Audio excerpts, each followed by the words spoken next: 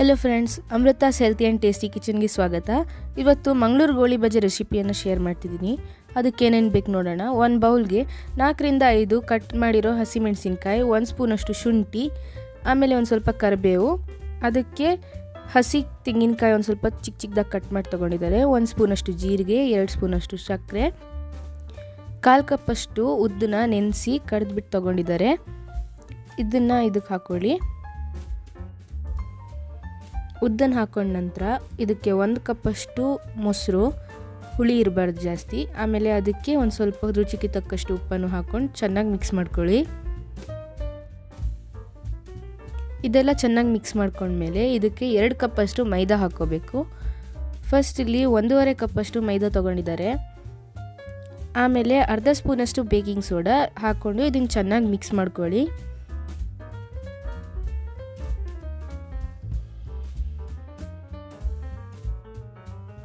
ಈ ರೀತಿ ಇದನ್ನು ಚೆನ್ನಾಗಿ ಮಿಕ್ಸ್ ಮಾಡ್ಕೊಂಡ್ಮೇಲೆ ಉಳಿದಿರೋ ಮೈದಾ ಹಿಟ್ಟನ್ನು ಹಾಕೊಳ್ಳಿ.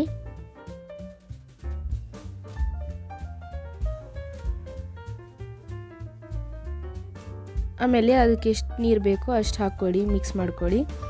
ಇಲ್ಲಿ 1/4 ಕಪ್ಪಷ್ಟು ನೀರು ತಗೊಂಡಿದ್ದಾರೆ. ಈ ರೀತಿ ಚೆನ್ನಾಗಿ ಮಿಕ್ಸ್ ಮಾಡಿಟ್ಕೊಳ್ಳಿ. ಇದನ್ನು 3 ಗಂಟೆ ಹುಳಿಯಾಗಕ್ಕೆ ಇಡಬೇಕು. ಇವಾಗ ತೆಂಗಿನಕಾಯಿ ಚಟ್ನಿ ಮಾಡ್ಕೊಳ್ಳೋಣ. ಅದಕ್ಕೆ ಒಂದು ಜಾರ್ ತೊಗೊಂಡು ಅದಕ್ಕೆ ಅರ್ಧ ಕಪ್ಪಷ್ಟು ತೆಂಗಿನಕಾಯಿ, 2 ಹಸಿಮೆಣಸಿನ್ಕಾಯಿ, ಒಂಚೂರು ಶುಂಠಿ, ಒಂಚೂರು ಹುಣಸೆಹಣ್ಣು, ಹಾಗೆ 2 ರಿಂದ 3 ಸ್ಪೂನಷ್ಟು ಹುರಿಗಡಲೆ, ರುಚಿಗೆ ತಕ್ಕಷ್ಟು ಉಪ್ಪು, ಒಂದು ಸ್ವಲ್ಪ ನೀರು ಆ್ಯಡ್ ಮಾಡಿಕೊಂಡು ಗ್ರೈಂಡ್ ಮಾಡ್ಕೊಳ್ಳಿ. ಗ್ರೈಂಡ್ ಮಾಡ್ಕೊಂಡ್ಮೇಲೆ ಇದಕ್ಕೊಂದು ಸ್ವಲ್ಪ ಪುದೀನ, ಹಾಗೆ ಒಂದು ಸ್ವಲ್ಪ ಕೊತ್ತಂಬರಿ ಸೊಪ್ಪು ಹಾಕ್ಕೊಂಡು ಇನ್ನೊಂದು ಸತಿ ಗ್ರೈಂಡ್ ಮಾಡ್ಕೊಳ್ಳಿ. ಇವಾಗ ಚಟ್ನಿನ ಒಂದು ಬೌಲಿಗೆ ತಗೊಂಡಿಟ್ಕೊಳ್ಳೋಣ.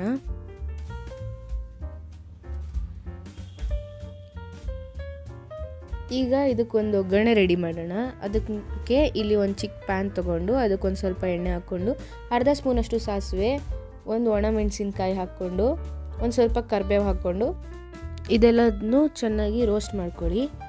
ಇದೆಲ್ಲ ಒಂದು ಸ್ವಲ್ಪ ಕ್ರಿಸ್ಪಿ ಆದಮೇಲೆ ಗ್ಯಾಸ್ ಆಫ್ ಮಾಡಿಬಿಟ್ಟು ಇದನ್ನು ಚಟ್ನಿಗೆ ಹಾಕ್ಕೊಳ್ಳಿ.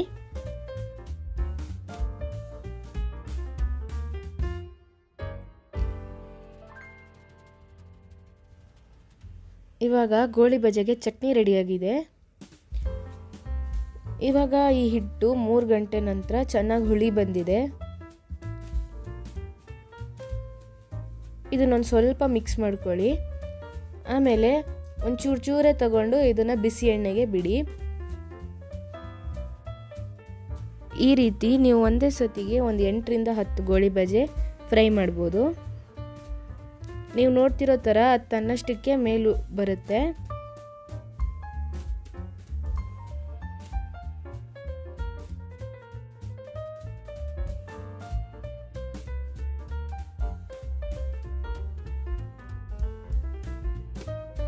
ಇವಾಗ ನೀವು ಇದನ್ನು ಚೆನ್ನಾಗಿ ಗೋಲ್ಡನ್ ಬ್ರೌನ್ ಕಲರ್ ಬರೋ ತನಕ ಅದನ್ನು ಚೆನ್ನಾಗಿ ಫ್ರೈ ಮಾಡ್ಕೋಬೇಕು.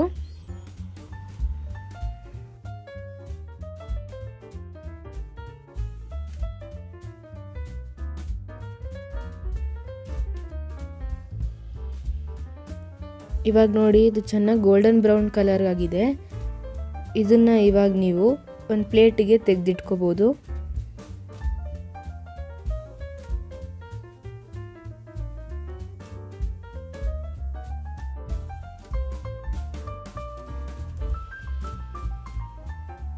ಉಳಿದ ಹಿಟ್ಟನ್ನು ಹೀಗೆ ಬ್ಯಾಚ್ ಆಗಿ ಫ್ರೈ ಮಾಡ್ಕೊಳ್ಳಿ.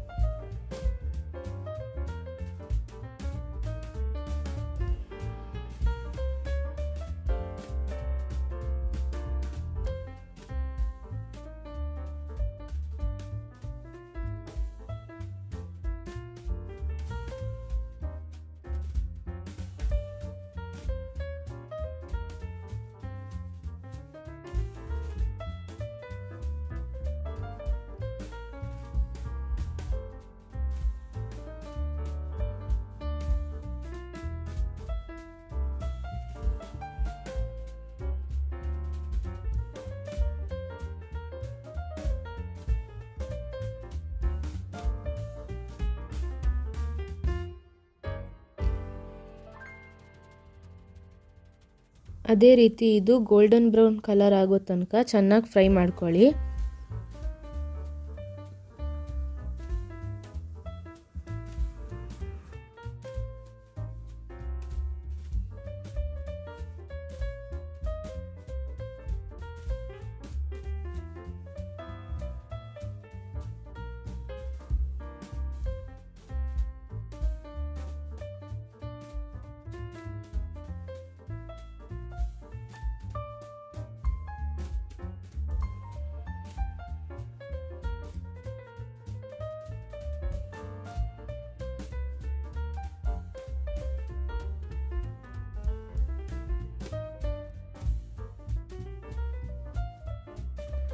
ನೀವು ಈ ರೆಸಿಪಿನ ಟ್ರೈ ಮಾಡಿ ಹೇಗಾಗಿದೆ ಅಂತ ಕಮೆಂಟ್ ಬಾಕ್ಸಲ್ಲಿ ಕಮೆಂಟ್ ಮಾಡಿ ತಿಳಿಸಿ.